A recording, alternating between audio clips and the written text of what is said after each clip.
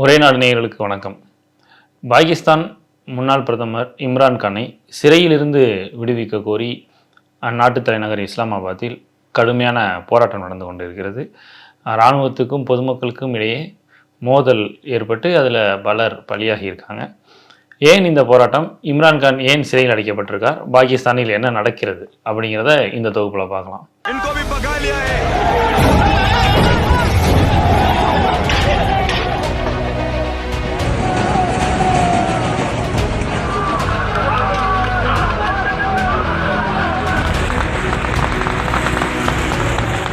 முதலாவதாக பாகிஸ்தான் பிரதமராக இம்ரான்கான் 2018ஆம் ஆண்டு பதவியேற்றார்.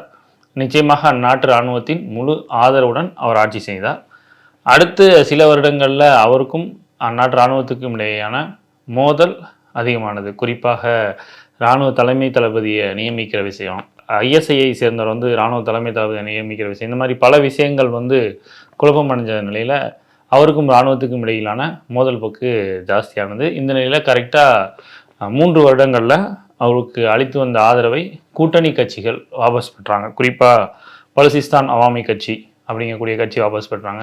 நம்பிக்கையில்லா தீர்மானம் கொண்டு வரப்பட்டு அவர் ஆட்சி கலைக்கப்பட்டது. அதுக்கு அடுத்தபடியாக அங்கே எலெக்ஷன் நடந்தது. அந்த எலெக்ஷன் எப்படி நடந்ததுன்னு நம்ம உலக நாடுகளே பார்த்தது.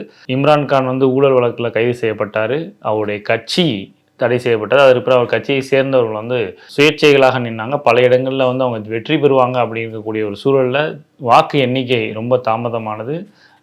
மிக நீண்ட தாமதத்துக்கு பிறகு எதிர்க்கட்சி வேட்பாளர்கள் வெற்றி பெற்றதாக அறிவிக்கப்பட்டாங்க. ஷெபாஸ் ஷெரீப் அந்நாட்டு பிரதமராக பதவியேற்றார். அதற்கு பிறகு ஷெபாஸ் ஷெரீப் பதவியேற்ற பிறகு இம்ரான்கான் மீது அதிகமான வழக்குகள் தொடுக்கப்பட்டன. குறிப்பாக அவர் பிரதமராக இருந்தபோது வெளிநாடுகள்லேருந்து வாங்கின பரிசு தொகையெல்லாம் வெளியில் விற்றுட்டார். அந்த நாட்டோட சட்டப்படி வாங்க பரிசு தொகையை நீங்கள் கஜானால தான் கொடுக்கணும். ஆனால் அவர் விற்று காசாக்கி பார்த்துட்டாருங்கிற ஒரு குற்றச்சாட்டு.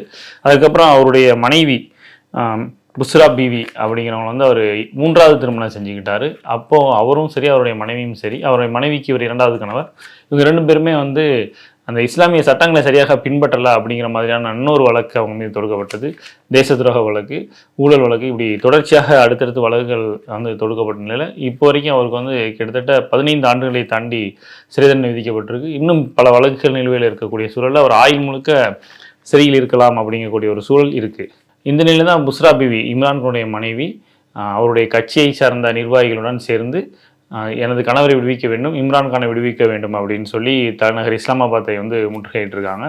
இஸ்லாமாபாத்தில் இருக்கக்கூடிய டி சவுக் அப்படிங்கிற பகுதியில் அப்படிங்கிற பகுதியை முற்றுகையிடுவதற்காக இவர்கள் நோக்கி செல்லும் போது தான் அங்கே முன்கூட்டியே இராணுவம் குவிக்கப்பட்டு இவ்வளோ பெரிய கலவரம் நடந்திருக்கு.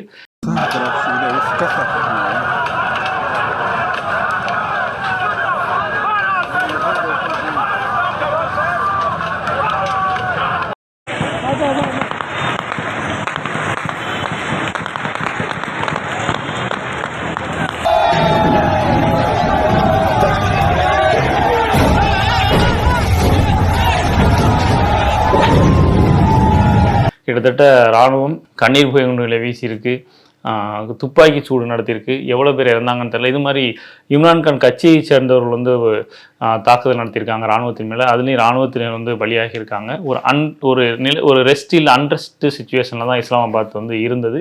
அதுக்கப்புறமாக இராணுவம் வலுக்கட்டாயமாக இம்ரான்கான் கட்சியினரை அந்த டி சவுக் அப்படிங்கிற பகுதியிலேருந்து வெளியேற்றியிருக்காங்க பாகிஸ்தான். இது ஒரு தற்காலிக தீர்வாக தான் பார்க்கப்படுது. ஏன்னா அந்த புஸ்ரா பீவிங்கிறவங்க தொடர்ச்சியாக நாங்கள் போராட்டம் நடத்துவோம் அப்படிங்கிற விஷயத்த சொல்லியிருக்காங்க. இம்ரான்கானுமே தொடர்ச்சியாக போராட்டம் நடத்தணும் அப்படிங்கிற மாதிரியான தகவலை கட்சியினருக்கு கொடுத்ததாக சொல்லப்படுது.